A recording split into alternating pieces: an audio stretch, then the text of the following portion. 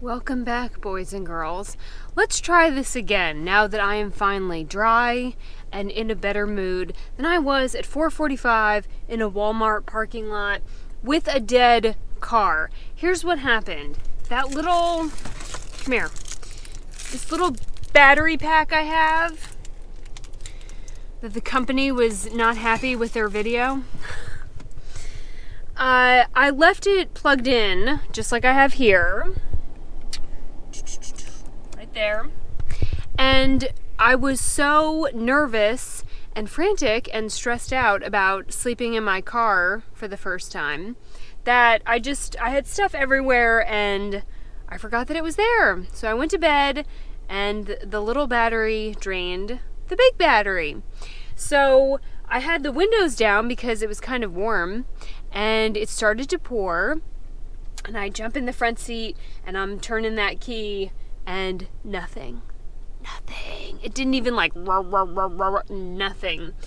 So I called AAA, who had screwed me over, 2 other times while I was in the van. And they said well, we just recommended towing because you have an old vehicle and the battery's probably dead. And I'm like, I recommend you get your ass out here and try the little clampy things. I have those. See, these are skills that I should have learned a long time ago, and I never did.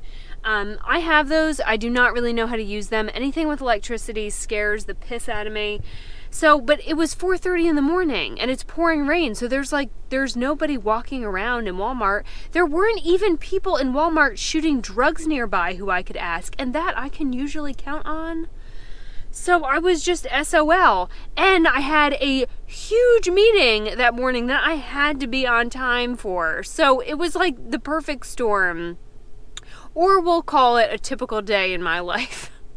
So I called AAA, and they're like, well, he'll be right out, but we do recommend towing. Well, right out, if you've ever used AAA, is like an hour and a half to 2 hours. So the windows are down, the water's coming in. So for an hour and a half, I sat there. Everyone was asleep. I couldn't call one of my friends. And just got drenched until he came an hour and a half later. Nice guy. And he had the clampy things, but it was a little kit. So he didn't even hook it up to his truck, and he clamped, and it started right back up. I don't know. I think you can buy those. I wish I had known that you could buy those. I always thought you had to connect 2 vehicles, but that, hands down, an absolute must-have in your car, because I could have done that in 2 seconds, and instead I had to wait for him to do it and pay a $100 membership that works sometimes. So I took care of that. The Scion, this Scion doesn't owe me anything. The other thing I want to show you, which I'm going to put a link to, because in all my driving around to look for my new RV that doesn't exist, the Scion, like the front tire looked kind of low, and so I handled that responsibly by continuing to drive on it all the way to Charlotte and all the way to Richmond and back, and then it looked like really low.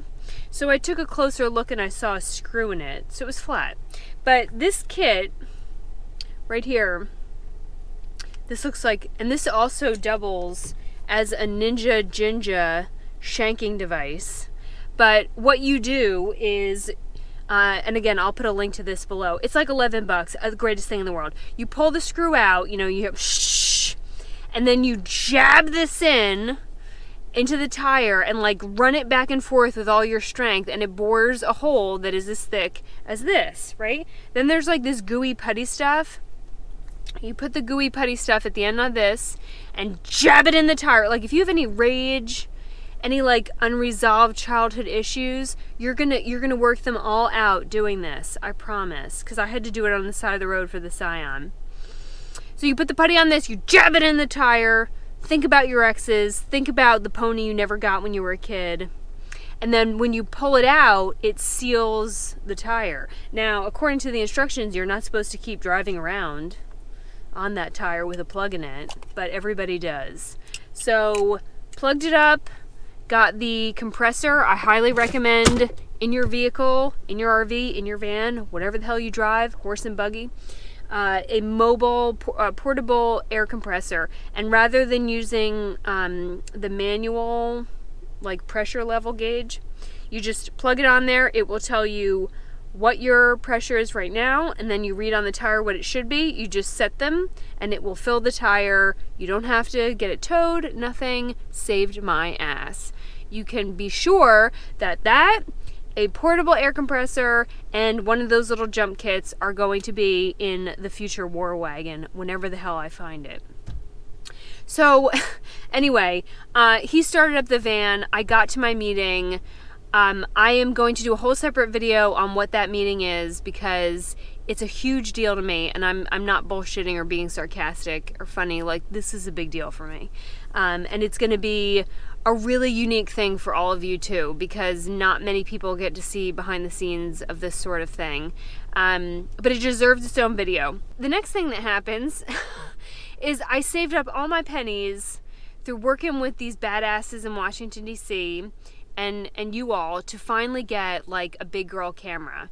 Not, you know, and the gear that I've been using is fine. It really is. But like, I really wanted a high quality camera for this big project and also for all this cool stuff I'm shooting with people in DC. So I saved up all my pennies and I finally get enough and I order it. And so after my big meeting, when I get the good news, I go pick up the package and I open up the box and like there's the camera kit and then there's no camera.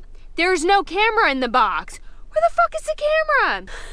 It was really like a hell of a day. Soaking wet, dead car, and then $4,000 is gone for a box with nothing in it. Like, I could not win. I'm not sure what I did in a past life, but I think I paid my dues.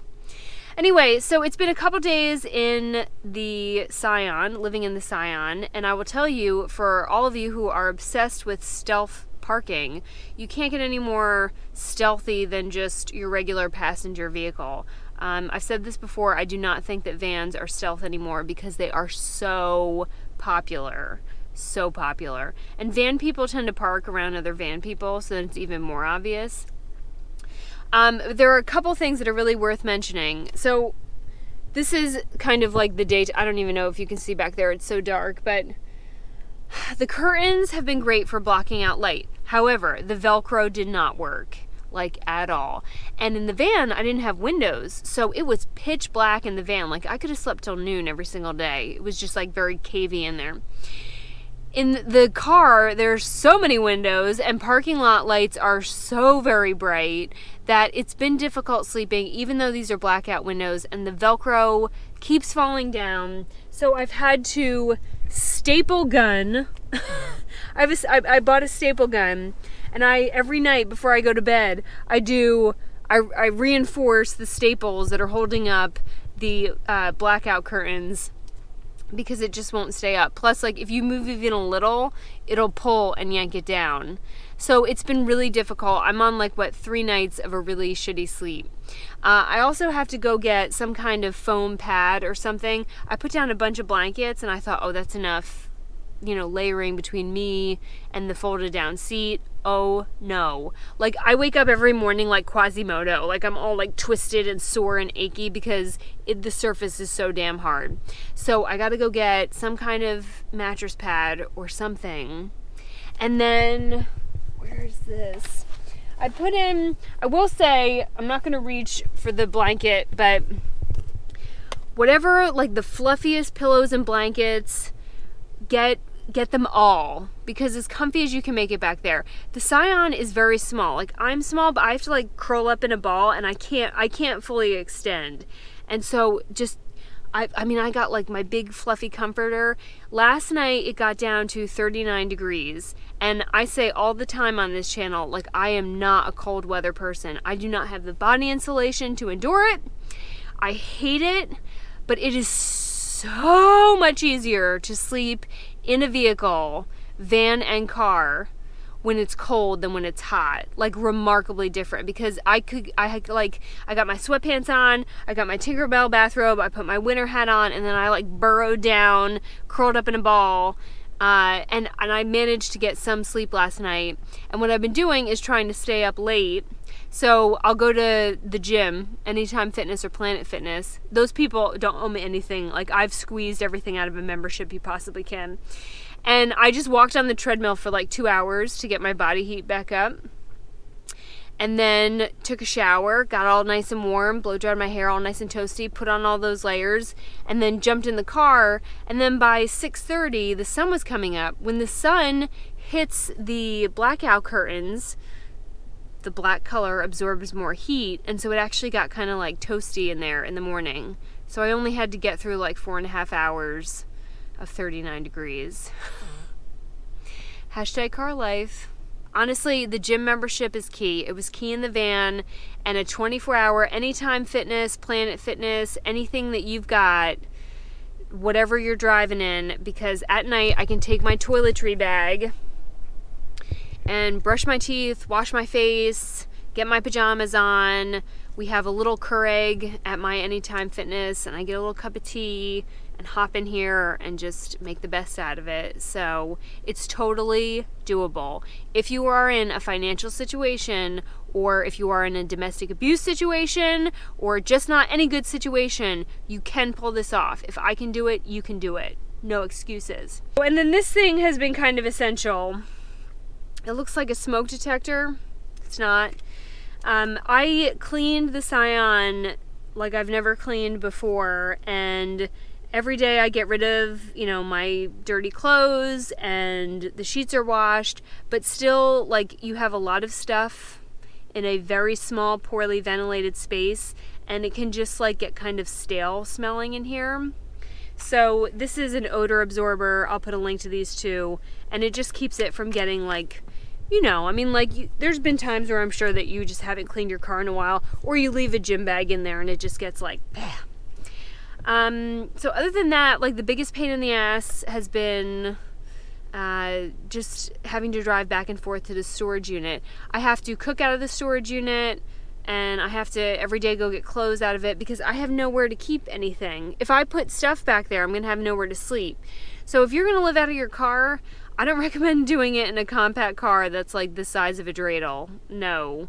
I mean, if you had a minivan or an SUV, this would be a lot easier to pull off. If you don't, you're going to need to get a storage unit. And then every day you're like going back and forth. They probably think I'm making meth in there because I'm there late at night, I'm there early in the morning, and throughout the day I'm just constantly going back and forth to get what I need. And I just remembered, so it's one of the things I talked about living in the van was that it took 3 months until I had a dream, which meant I was not getting into like a deep sleep cycle. And I realized it was because when you sleep in a car and you're that like kind of exposed, not exposed, but like there's really not much between you and other people that are walking beside the van or like driving around. It can be hard to sleep because you're just always on some level alert. Now that was in a cargo van that had steel, no windows, and then insulation, and then wood.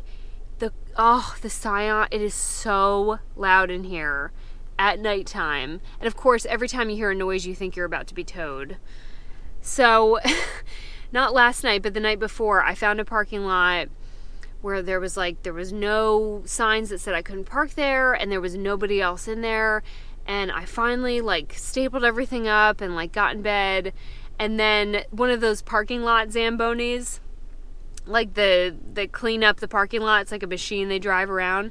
This guy, he shows up at like 2:00 in the morning and is just blasting his music and singing as loud as he can going through this parking lot. And like my man probably does this every single night, and like there's nobody there, and I'm in there just thinking, oh my God, like I will just leave it here. I will do it in the morning for you, but for the love of God. So the point is that it's extremely loud. It took a while to get comfortable enough to sleep in the van, and I think it will take even longer to get comfortable enough to sleep in a car. While it has been a rough week, one of my girlfriends, Jessica, she was like, hey, I think like you could use some fun. And I was like, no, I could use a queen size mattress and like a massage and probably some Botox at this point. And she was like, well, you know, why don't you come up to out in the country? That's where she is, out in the country. I was like, nah, it's just been a rough week. And she said, there'll be sheep. And I said, I'll see you in an hour. Well, it's gonna take us a little while to get there, kids, because the shocks in the back of the Scion went out, and like it wasn't that big of a deal because in Wilmington I was just doing like neighborhood driving, and now I'm on the highway and I can't get higher than 55 or the entire car starts to shake and it feels like it's gonna fall apart. So we're just gonna take, instead of like a 45-minute drive, an hour-and-a-half drive out to our destination in what can only be called the safest drive that has ever happened, slow down, between Wilmington, North Carolina and Kenansville, North Carolina, because it's just never a fucking dull moment around here.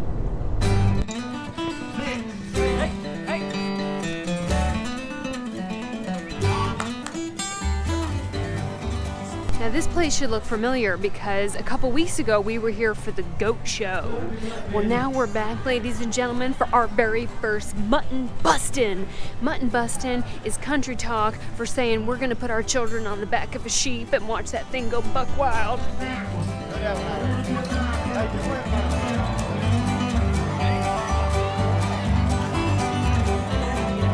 All right, Hudson Brothers, show them what you can do.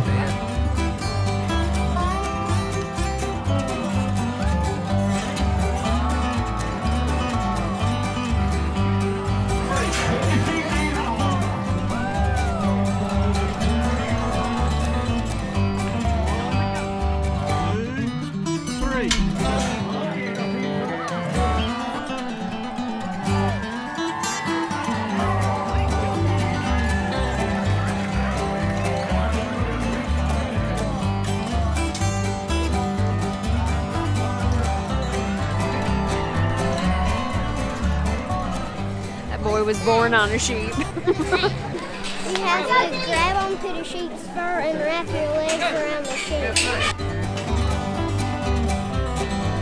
And if you don't want to get hurt, try to land when the sheep is going forward. Yeah, that's a good idea. Yeah, because then the sheep, you would fall off and then she would still be running. Yeah.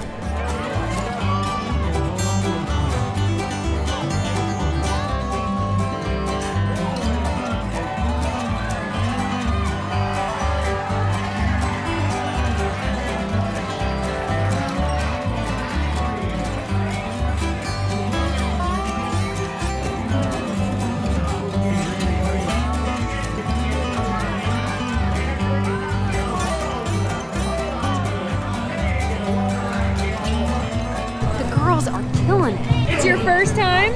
And now, what's the trick to holding on? Well, it's mostly your nails.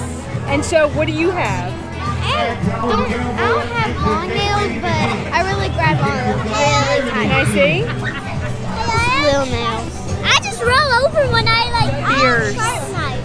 I have sharp fingernails. So, are you nervous? No. No? Guess Are you what? going to show those boys what's up? Guess right what? here. Boom.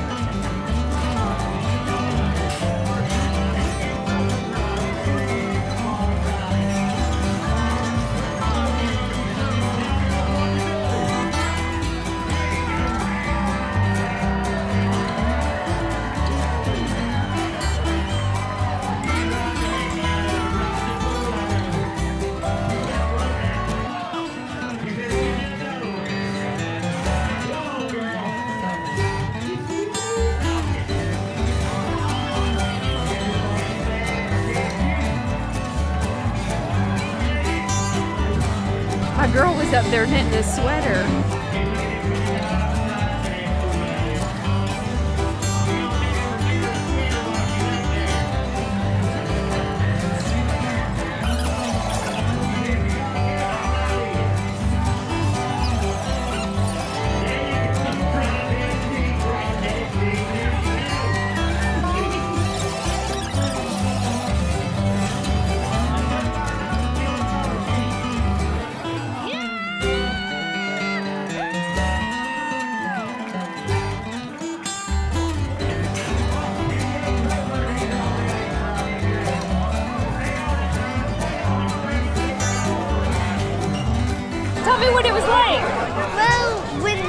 when the other sheep hit the other sheep, the fur a little burned on my hand. Oh no. So was it scary? Was it fun? It was kind of scary, a lot of fun. Yeah? Are you going to do it again? Now those boys were saying they were going to beat the girls. What do you say to those boys? They're not going to beat them. When you fall off, just take your helmet off and throw it up in the air. That's it, I'm done. I've had enough. Stupid sheep. That's right.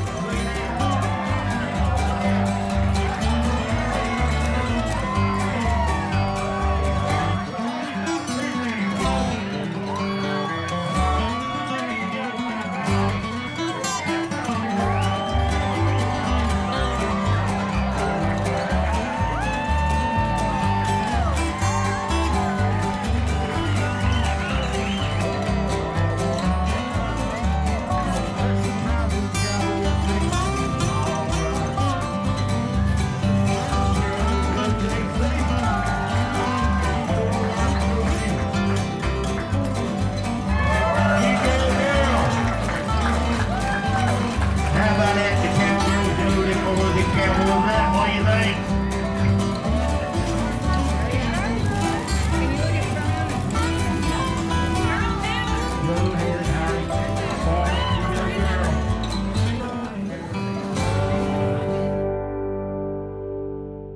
Good morning.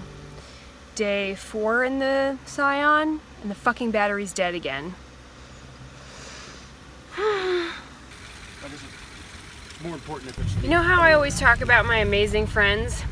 Well, amazing friend Steve, who is a Wilmington city firefighter who I've known for like forever, he's also on Patreon, and he saw my post about the dead battery, came on over, and he said, when was the last time you changed this battery? And I said, well, God, I don't know. Actually, I do remember, and it was like 7 years ago, and I remember when I got it tested and the guy looked at me and he said, I can't believe you're still using this. And I said, don't ever underestimate me or this vehicle, sir. Steve said, get in the car, follow me. Following Steve, and he said, we're gonna go get a new battery. And so, while I am not excited about having to spend this money right now, I cannot possibly live with a car that just casually doesn't start when it's my home. So we're just gonna get this done. It's a good thing I don't drink.